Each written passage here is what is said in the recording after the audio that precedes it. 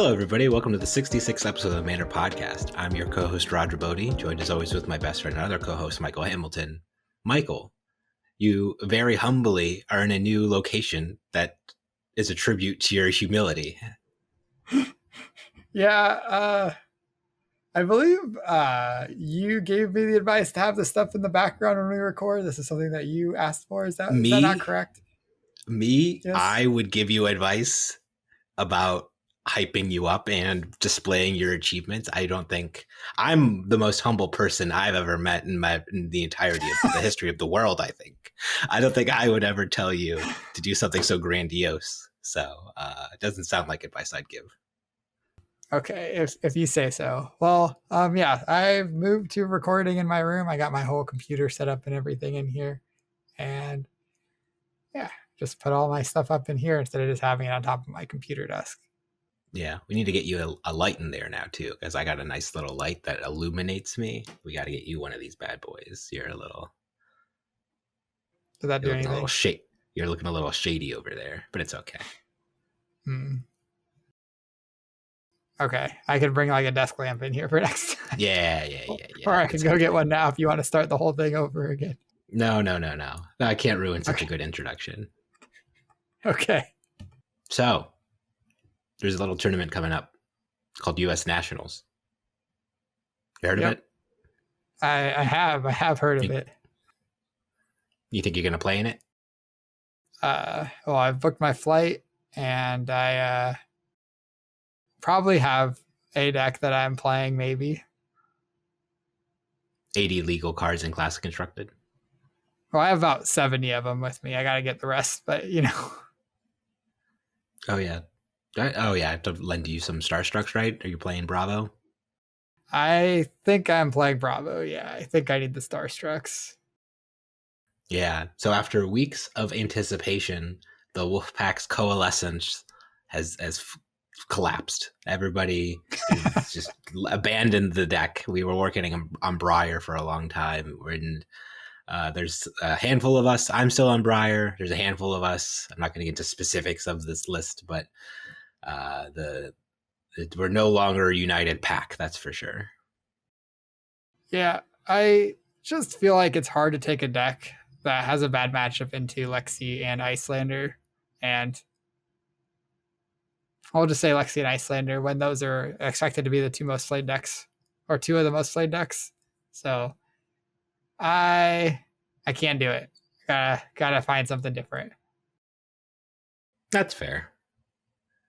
On paper, you would think the Lexi matchup's not supposed to be that bad. You're like, oh, I can block and I can do efficient value trades and I have explosive turns, and it just hasn't been lining up.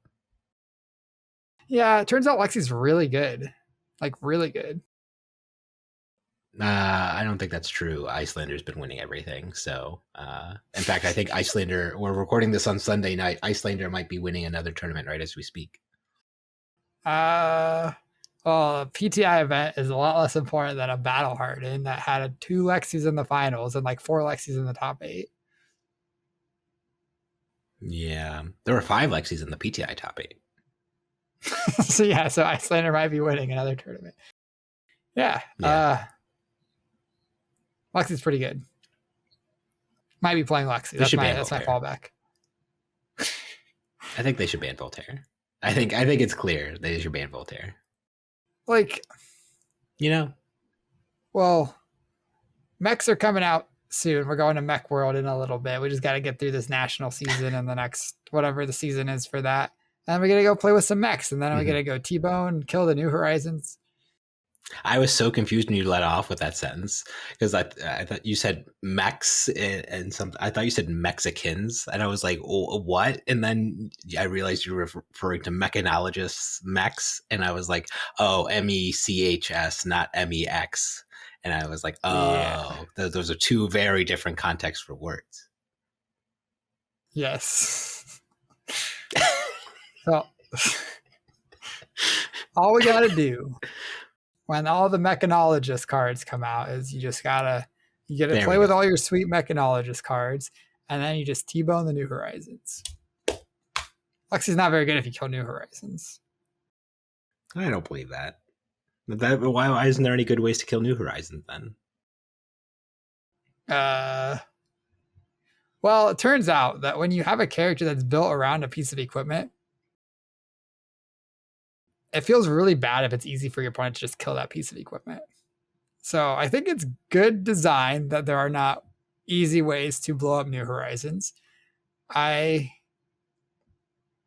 Why not? think Lexi. Would it be so Huh? bad if there were like more? If there was like a generic, what was the new one? Shattered Reality, but instead it's +2, and if this next attack hits, destroy a piece of equipment.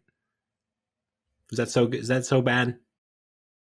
So again, I think it's like pretty bad if that's part of the format. I think like something like Katsu's Dishonor line is a pretty reasonable thing to have that long game impact, where like you have to go Surging Strike into Descendant Gust Wave into Bonds of Ancestry into Dishonor, and then you can turn off a key part of your opponent's game plan. That's cool. That's fine. You know, when your opponent goes Surging Strike with 4 cards in hand, that's something that could happen, especially if there's already a Bonds or Dishonor in their discard pile.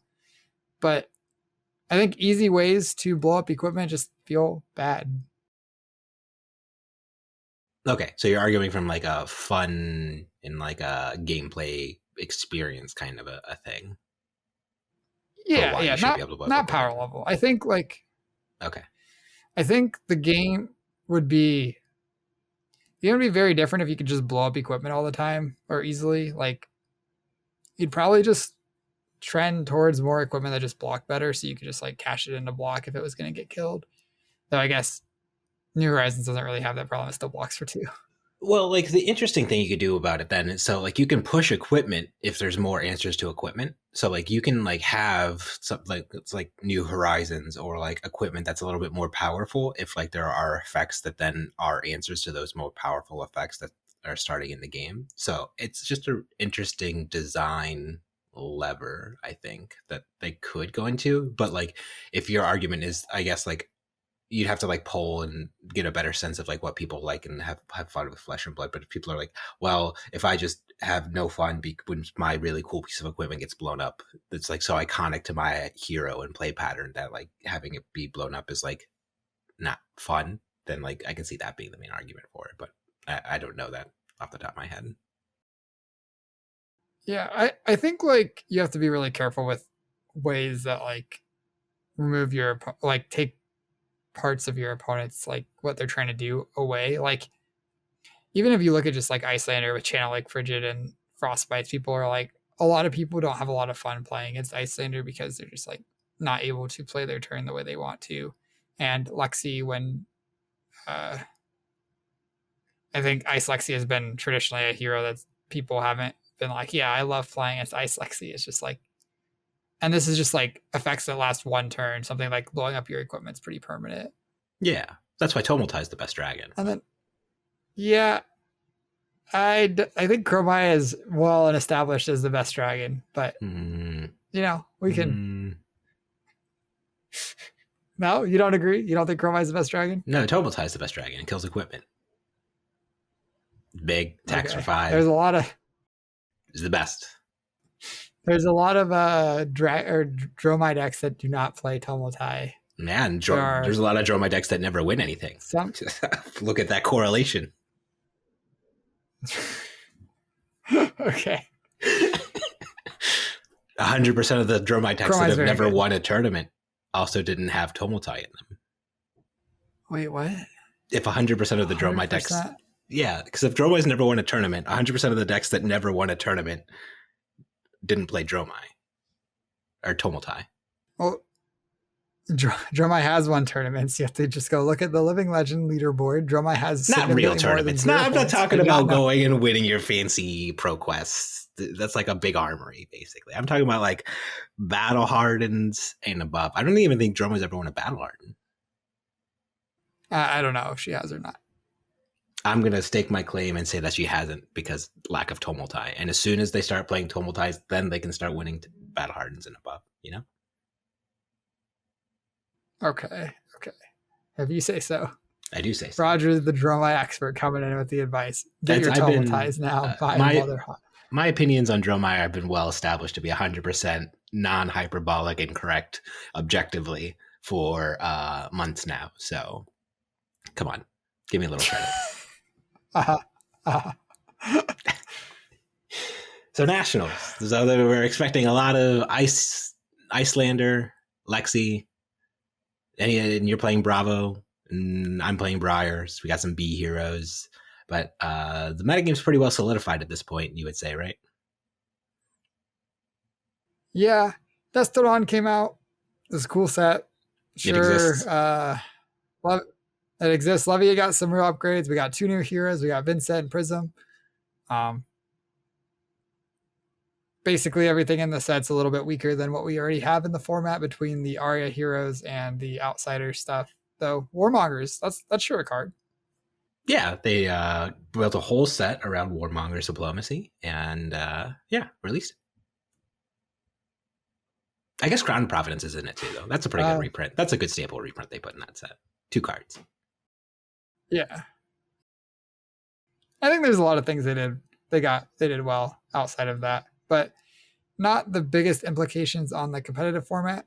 I think Levia is a lot closer than she was. Her new flip form thing is pretty strong, but I don't think it was enough. And most of the other cards she got aren't great. So I don't think we'll see a lot of Levia at Nationals. Yeah, I think Vincent's close. That's not true. I think we'll see a lot of Levia at Nationals. Vincent, I think, has like really high ceilings, like Runeblades should. But I think her floors are also like a little bit lower than average Runeblade games as well. So it's just, I think she's a really interesting hero though, and I think she can be like really like helped by future like Runeblade designs, and I think there's a lot of like upside for her to go. So I think Vincent's really close, and Prism, she'll be a little bit harder to work on, but she's definitely interesting. And clearly, LSS hates Bolton. Well, I know they do because they fired me. I was trying to make good Bolton cards, and then they said, "No, Roger, you're fired. You're off the dev team." So my insights are going to be a little bit worse going forward, I think. But yeah, Bolton's just not allowed to be a good hero. Just not. It's illegal. I don't think Bolton is that bad. I think he is a little bit weak. I think they want to be very careful with banking action points because currently it has not been a problem in tournaments. It hasn't been honestly that close to being a problem either, but there is something scary about having like really powerful combo decks, and I don't know. I guess they're worried about Bolton's power level, but sure, but like the I think easy they thing could have about given it, a few more points in a couple spots. yeah, and if you're worried about Bolton, like there's so many like easy, quick little levers you can ban, like or suspend while he's around, like just suspend Courage or Blade Hold, or like suspend Lumina Ascension.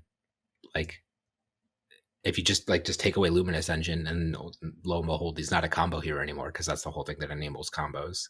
So, yeah, I just think like I don't like the combo argument to keeping him weak because I think there's so much design space that you could make around it.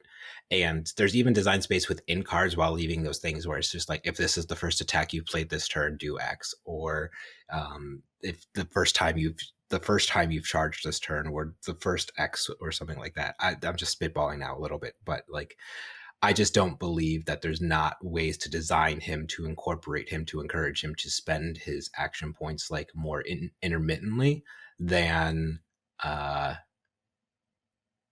like him just being full combo deck all the time. Yeah, that's fair. I do think there is a pretty big cost having to ban cards. I think like if they make Bolton too good, and then they have to ban Lumina Ascension, or they have to ban Courage or Blade Hold, or suspend them, or whatever. I think that is not ideal, but well, none of the cards I named are yeah, legendary. I guess I and think like those are the biggest things that they don't want to ban, right? Because there's already lots of precedent for banning like a problematic majestic chess piece from Crucible of War that made things free. Yeah. That also blocked too. And had I think like designing cards with the thinking that you'll probably have to ban something because you made this card is not ideal. And I think that you could say that Skeleton got banned because it like permanently restricted kind of design space for Runeblade cards, which makes sense. And maybe either Lumina Ascension or Courage of Blade Hold is kind of doing the same thing, where they have to be very careful about designing cards because those cards exist. But You know unless what? there's like card designs that they want to make that conflicts with those, it doesn't really make sense to just like be like, I'm going to push cards in power level and then ban that. I went deep in some like old James White interviews back when like Monarch was first being released, and he was talking about like the heroes of Monarch. And I think he said something along the lines of Warrior's design space is to punish interaction, or like to get your opponent to like come and clash with you and then get rewarded for it. And I never thought about it in like that context. I think it's really subtle when like you put it that way, because like because up until I ever heard that, if you would ask me like, Roger, what's the point of the warrior design space? Oh, it's attacking with weapons. Like it's supposed to be like weapon design space, like the warrior and their trusty axe or sword and their equipment, and like they're just based around that, because so much of like their normal interactions are, or at least especially in Dorinthia, the first warrior was primarily based around um like weapon attack, Stormblade. Reprise. Yeah. Oh, and like Oh, Raiden's this like well, reprise to a certain extent, but like there's so many non-reprise, non-attack action cards that are so iconic to Dorinthia at this point. Like you have like Steelblade Supremacy, you have Glistening Steelblade now. Like there are more non-reprise cards. Like reprise is just like an afterthought, I feel like, in like just like Dorinthia's like current deck iterations, because it's just such like a weird mechanic, especially like at this point. Like I think it's pretty well established that I hate the card Iron Song Response, because it's a card that does nothing when your opponent doesn't do, like, and when your opponent's not blocking. But if like the design space is supposed to be around when your opponent is blocking or interacting with you, get better. I think I hate the warrior class. I think I'm just done with the class altogether, because it's just designed around such like a weird niche interaction, and it's not based around controlling your opponent. It's not based around doing your own proactive your opponent. It's basically designed around your opponent allowing your cards to function the way that you want them to. And that's basically like an entire class designed around giving your opponent agency, and I hate that. I hate if that's like the core theme, basically. But what are your thoughts on that? so I think when you said that that was what the theme was, your opponent like getting your opponent to interact with you and then punishing them for it, basically, that does make a lot of sense now with like how our prize works, how Bolton's whole ability works. And then these heroes have a bunch of ways to encourage your opponent to interact with you. Like Dorinthia has Dawnblade, which says whenever if it hits twice in a turn, it gets a +1 counter, and it's going to keep growing if your opponent doesn't interact with you, and then you get them to interact with you, and then you punish them. So like the idea is you try to get your opponent to make choices, and then you punish whichever you're able to punish whichever choice they make. But I do think that I do like the design of it, but I think like that kind of design is hard to get to the point where it'll ever be the best deck without it just being like ridiculously broken. Because if if you're taking like if you're instead of the agency being on you to make all the correct plays and play perfectly, now you're putting a lot of that on your opponent. You're saying, hey, this is the thing I'm going to do. You have to make a choice. And if you get it right, then, well, I am probably in bad shape. And if you get it wrong, then I punish it. Punish it. And there needs to be ways for your opponent to be able to get it right in that spot. And maybe it's like hard to know what's the way to get it or what the correct choice is. And there's a lot of like obscurity around it.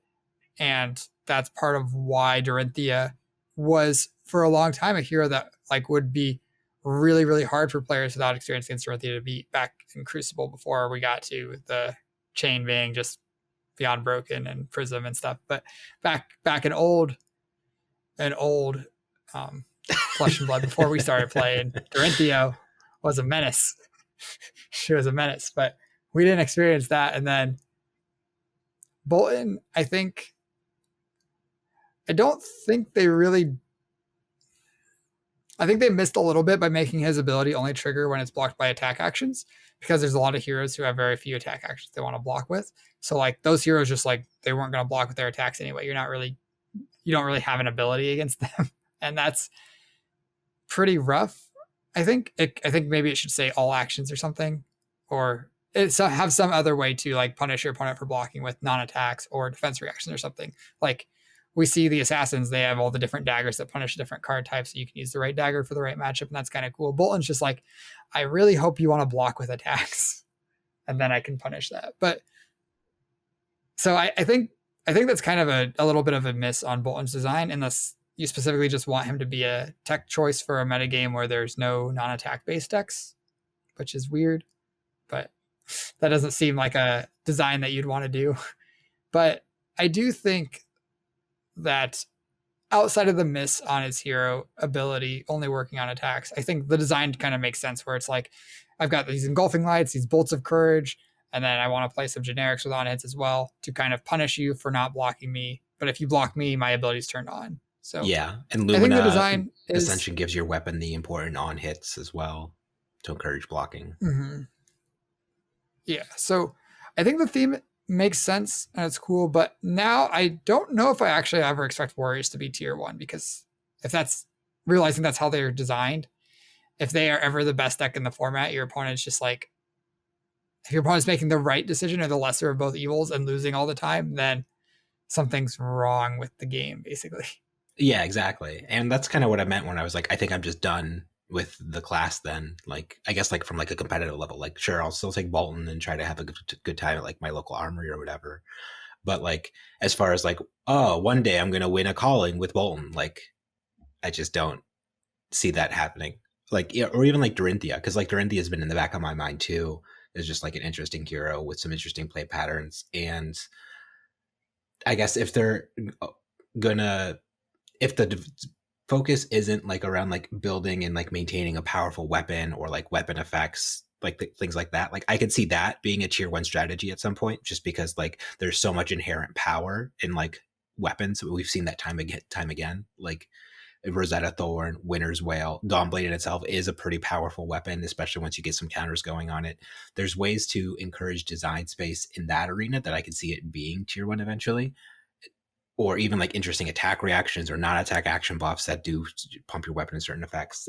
I just think that seems like a really super interesting way to go about it. But if it's just, oh, when your opponent's interacting with you get better, I that just so often encourages your opponent to just not interact with you, and they're just decks that are going to be better when they're just not interacting with you, that can play like 5 card hands like Lexi, Rune Blades, things like that. So I don't know.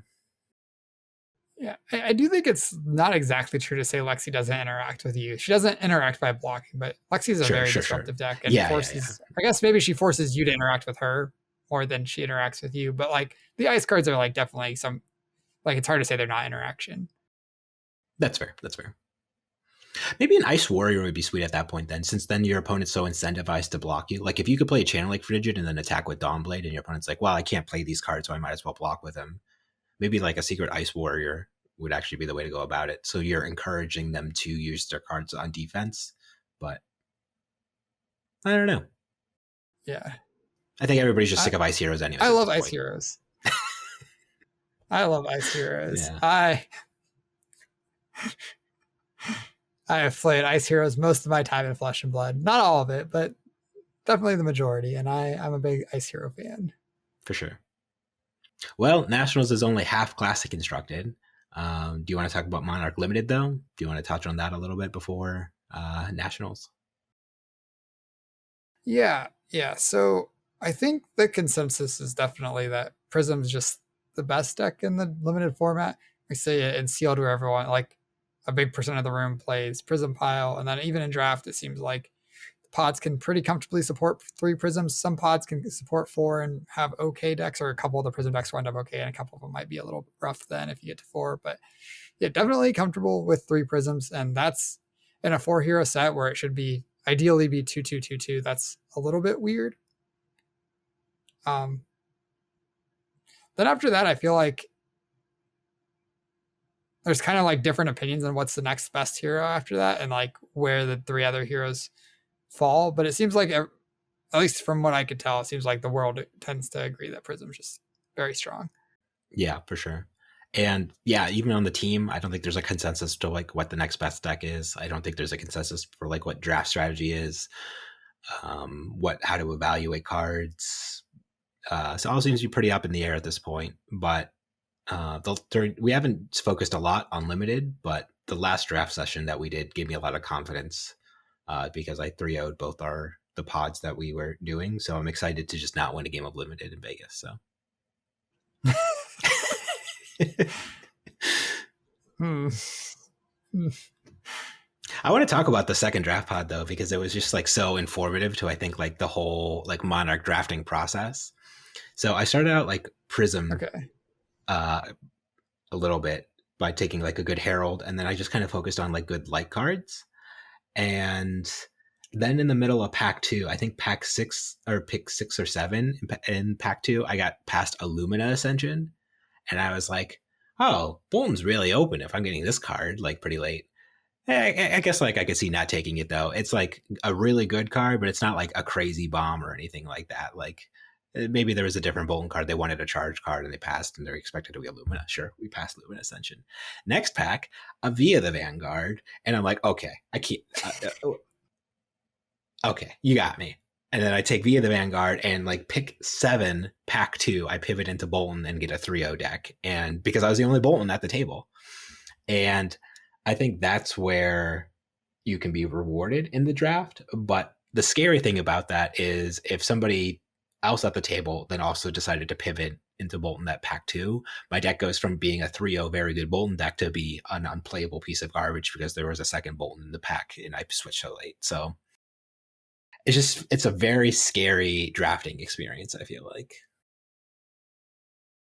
Yeah, I think like Uprising had a lot of that feeling too, where it's like, well, if I switch heroes now, am I going to get their unplayables? Will I be okay? And that's why I feel like a lot of people just ended up forcing Vi, because Vi was strong. The floor was pretty high. Even if you ended up playing like 1 or 2 crack baubles in your Vi deck, a lot of the time your deck was still functional. You could, a lot of turns could function off only 2 resource pitch. So obviously it's not ideal, but it was a thing that happened. And you also got the 3 Phoenix Flames when you played Fi, which you couldn't. I guess you could play 3 Phoenix Flames in Dromai, but you probably shouldn't. And I think that is kind of just like functionally a problem with, you are one hero and there are cards that your hero can't play and other heroes want. And I'm really excited. I guess this is kind of a pretty big transition, but I'm really excited to see what Bright Lights Limited looks like, because that's not a thing. Everyone's a mech. Everyone's going to be able to play with all the cards, unless I guess there could be talented mechs, but I don't think so. I mean, neither. I guess we don't know for sure. Teklo Vesson isn't, at least. So maybe there's a talented Dash, but I don't know. Yeah, I think it seems unlikely that we'll see talents in the set, and that's after seeing Teklo Vesson not having a talent. And I think that means that outside of specializations, everyone will be able to play with every card that's opened, and that seems really, really cool to me, and reminds me more of like drafting in Magic or other games, compared to like, you are this one hero and no splashing, no flex or no flex picks or anything. Just, yeah. So I guess I'm really excited for it. No, it's fine. I'm going to put a pin into a different redirection, but I'm going to finish up Monarch Limited. So what do you think about the actual games though? Like the games are also very swingy, right? Like I feel like there's a lot of games where, due to deck quality or somebody spiking hard early, like there's just a lot of games where it's like, you're dead. Thanks for showing up. This wasn't even a real game of flesh and blood. You're just dead. You know? Yeah, I think that the games are pretty good. I think that playing limited best of 1 does just like inherently have more variance. And like these games are a lot shorter than Outsiders limited games, where like it's not unreasonable for the game to be over on turn 5. Like Chain's gonna run out of deck on turn 5. So you get about 5, maybe 6 or 7 turns in the longer matchups. But like you're usually not getting too deep into second cycle unless someone's getting fatigued and just running out of cards entirely or dying of their own blood debt because your opponent was able to block you out until you drew a bad hand or something. But we just look at like the set as a whole, though. Blocking is just so bad in this set. Like you have Levia, who has cards in her like card pool that just can't block. All the generic cards block too, and then there are just so many. Like if you look at Bolton, then he's really encouraging your opponent not to block. We have Chain, who has lots of arcane damage in like his best versions of his deck, which is impossible to block outside of Spell Void because there's no arcane barrier. And then you have Prism, who is either incredibly laughably easy to block with like one of your power 6 cards attack, or incredibly overrated on like her attack rates, and you're spending 2 or 3 cards per Herald and you're just going to die trying to block her. And so if we look at it from that perspective, like no hero in the format is comfortable blocking or being blocked. I think maybe Bolton comes to be the closest with like blocking, but even still, since all the other heroes are so, since the other 3 heroes also heavily desensitize like blocking in general, it's just not a good blocking format. Yeah, definitely. And even like, I guess going back to Outsiders, we saw some really powerful defensive cards. We saw Brush Off was probably the weakest, but then we saw the 0 for 3 defense reaction red traps, and I guess yellows and even blues in the case of Riptides. And then we also saw Peace of Mind, which was a very powerful defensive card. And then you compare that to Monarch Limited, Rise Above. I feel like Rise Above is like a piece of mind that you don't get the Ponder token for, right? You spend 2 resources and a card to prevent 4 damage. Sounds like Peace of Mind, but you're just missing the Ponder token. And I remember when we first started drafting the format a few months ago, we were like, maybe Seek Horizon's sick because you can pitch a blue, play your, or sorry, not Seek Horizons. Maybe Rise Above is sick because you can pitch a blue, play your Rise Above, and then use one of your Ironhide pieces, and like you're getting like a 2-card 6, and like that's pretty good. And like especially in a format that heavily disincentivizes blocking, like having an option like that seems pretty good. No, not good.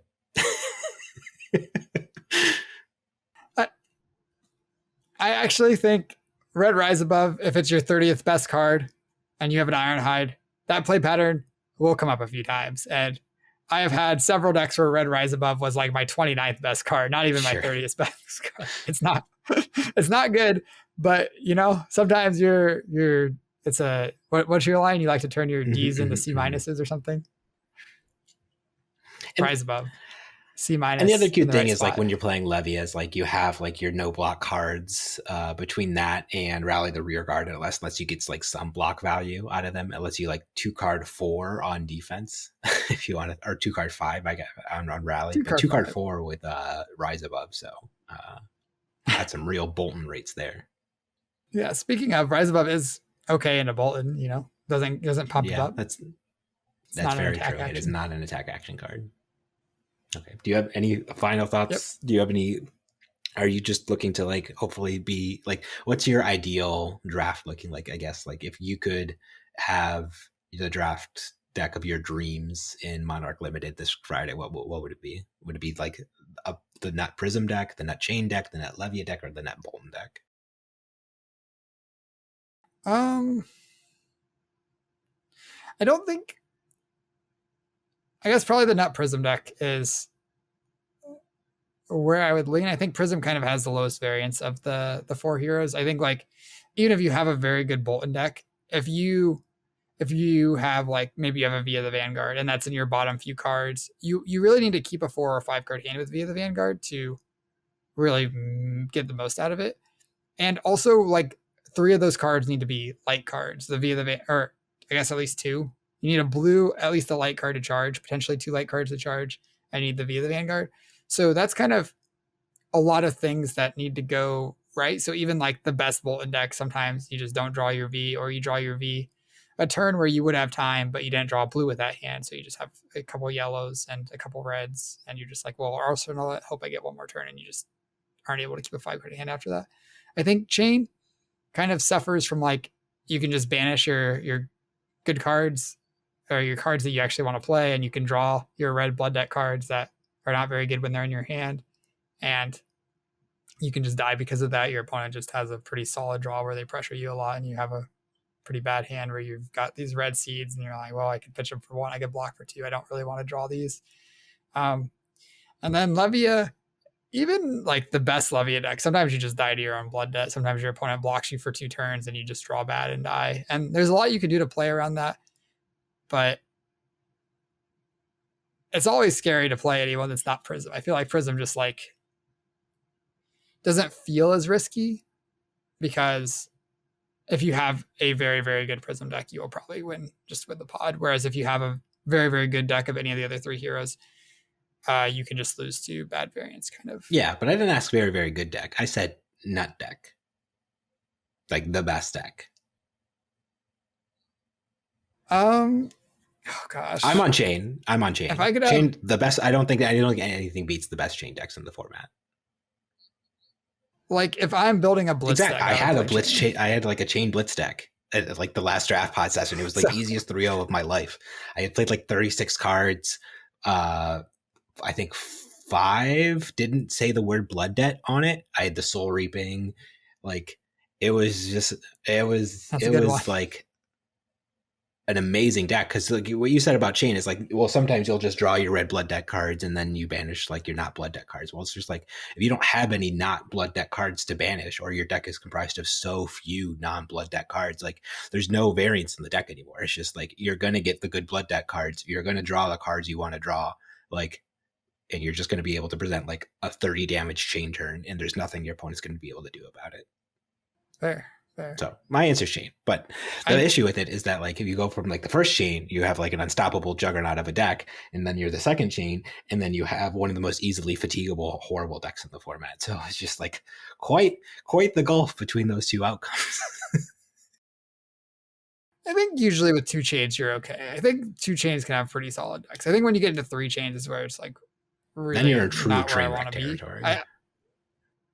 Yeah, and there's some packs. Sometimes, like I guess we've been doing a lot of testing on Draft Fab, where like the pack distributions and correlations aren't like they don't line up with a box.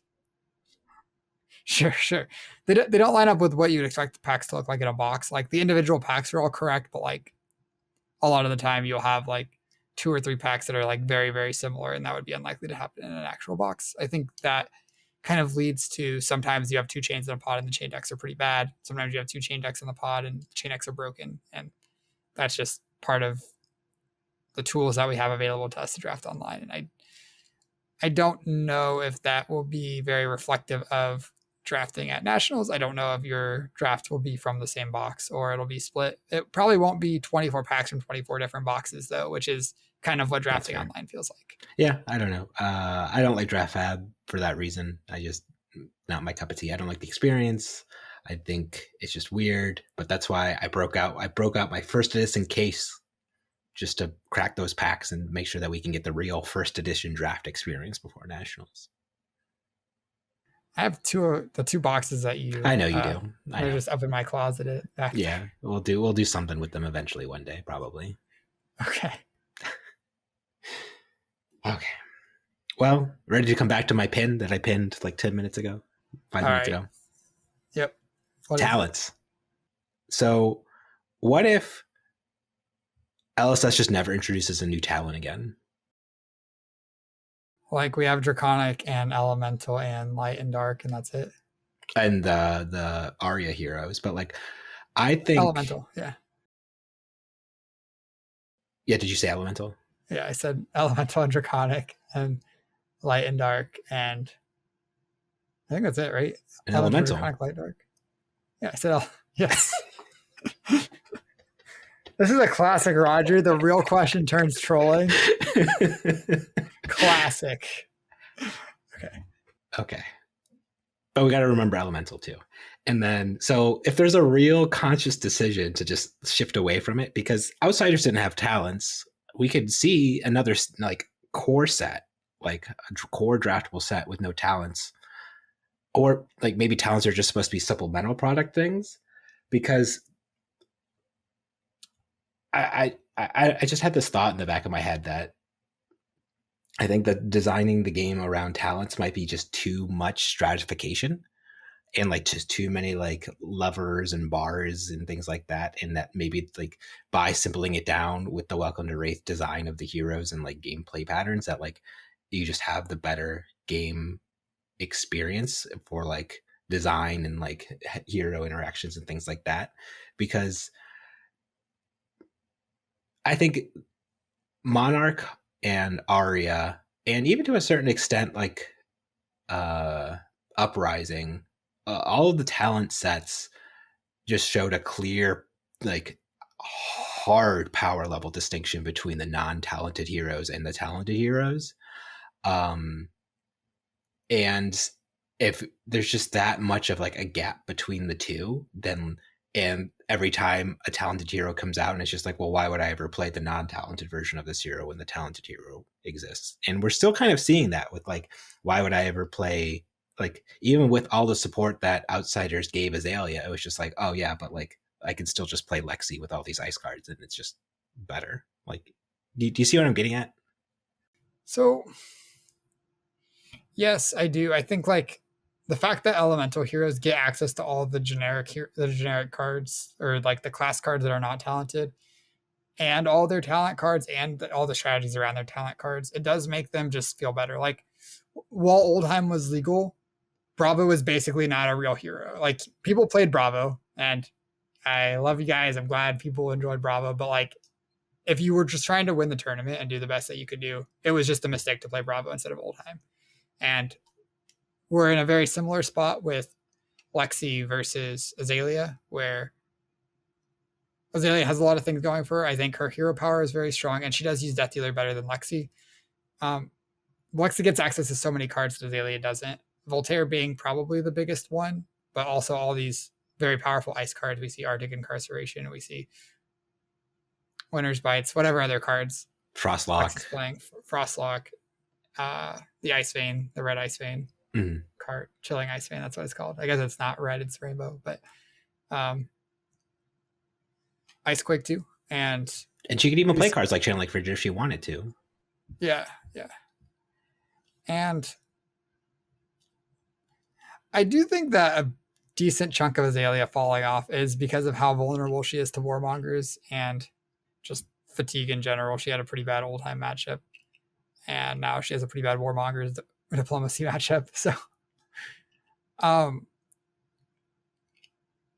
and then we see kind of like Fi versus Katsu. I think that they like a lot of Fi decks are moving to Kadachi's now, and they look a lot more similar to a Katsu deck potentially, where you're just like trying to swing Kadachi's and present your mass trigger every turn. But Yeah, and the reason why I think the other reason to play Fi is you get Breaking Point, which is a draconic card that Katsu doesn't have access to. And you get to shore up and get a lot of points into Lexi because you get basically copies of Command and Conquer 4 through 6 that Katsu just can't play. That's true. That does matter a lot. So, Talon Heroes, problematic.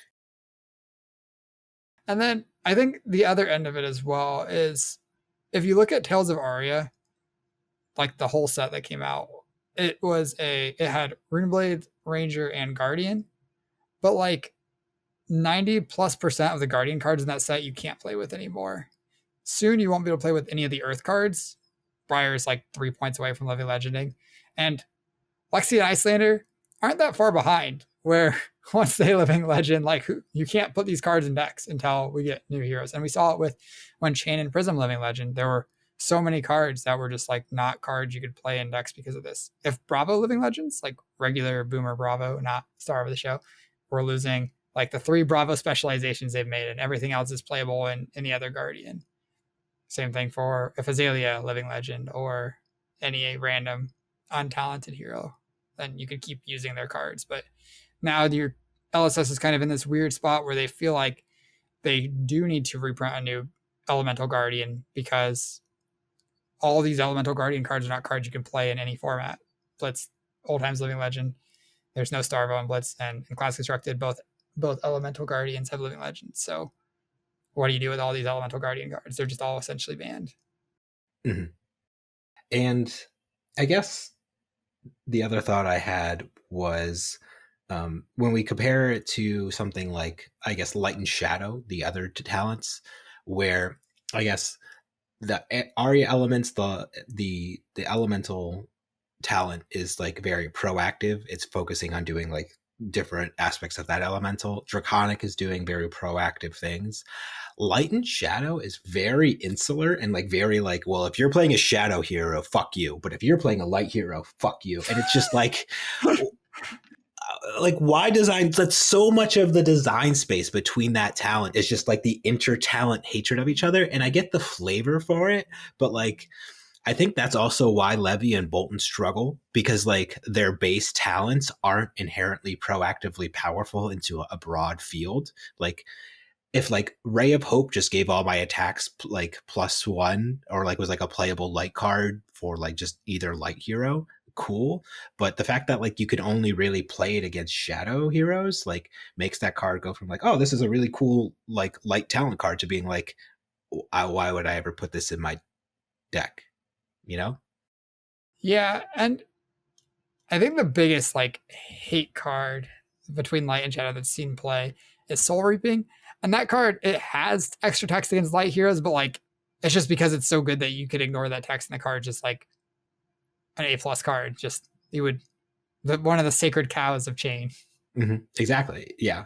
And I don't know. It's just, and then you even get a supplemental set where like you can be maybe like, okay, well, we don't have to design the inner talent hate cards because like, oh, there's no more like limited play. Just you could make them proactive. You could do and they're still like light and shadow interactive hate cards, and it's just like, why in a supplemental set for the talent expansions you get to do anything you want with these talents now? Is there still cards like prevent the next 4 damage a shadow hero would deal to you this turn, like, and that's the armory promo for next month, and I'm just like, I don't know, it's just really really bizarre to me.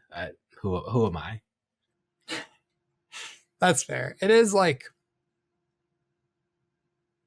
the flavor of like the War of the Monarch stuff is going on. I don't really know anything about the flavor. But uh yeah, that is a very valid point. So You even pre-addressed my initial rebuttal. I'm like, well, it kind of is good for the limited format. That was happening in my head as you were like, they did it again in Dust Till Dawn.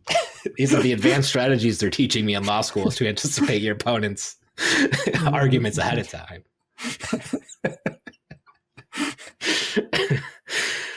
Okay. Any final thoughts about nationals, talents, life? Anything you want to get off your chest before I wrap things up then, buddy? I don't know. I couldn't sleep last night. I was like really like freaking out about not playing the team deck, not being confident in it, not knowing what deck to play, and kind of panicking. And like, really got to stop stressing out so much over a thing that I love doing. You know? Well, so I've been having a rough go at life outside of like real life situations. I've had a pretty difficult month, I would say. And uh, I was watching a video. I think his name is Mark Mason, but he wrote a book like the title is "How the Subtle Art of Not Giving a Fuck" or something like that. Okay. And he incorporated a lot of like philosophy elements into it, and it was a really deep and meaningful video that he put out. But he spoiled his old book on YouTube. He's like, I've seen spoils of my book on YouTube, I'm just going to spoil it all right now. And he literally read paraphrases from each chapter of his book because he didn't give a fuck. It was a really entertaining video. I liked it a lot. But a core element of his book was that one is there's the Buddhist concept of sukha, I think it is, where basically life is suffering, and like that just has to be a part of it, because if you don't suffer at points in your life, you can't have the happiness. Like there has to be the give and take in life in order for you to find meaning in things. But the core element to it is that you're always choosing at the same time. You're always choosing what you're suffering about in a given moment. And people could say like, well, no, you're not actually choosing. Like even if you feel trapped in a situation, you just feel like that. Like you do have a choice. Like we're choosing to suffer over recording content for our Flesh and Blood podcast or worrying about a tournament is basically what I'm getting at. Where like you could just not, like you could choose to do something else. So I think realizing your situation, kind of like being more aware of like the grander scheme of things, helps you kind of put context into like that. Even when you're experiencing the fear and anxiety, you should like appreciate it and accept it for what it is, because it's basically like giving you context and meaning behind everything else in your life, if that makes any sense. Yeah, that does. That is. I'm gonna think about that one. That was nice though. Good. Yeah. Can you message me if, or I'll just Google. I'll just look it up after here. I want to look up that. Maybe I'll put in the I want description to of look this video for people who want listen to like the last 10 minutes of this podcast and want a little uh, real life uh, philosophical video to treat themselves to. Sweet. Well, with that being said, the next time you're not giving a fuck, always remember, mind your manners. Thanks for watching.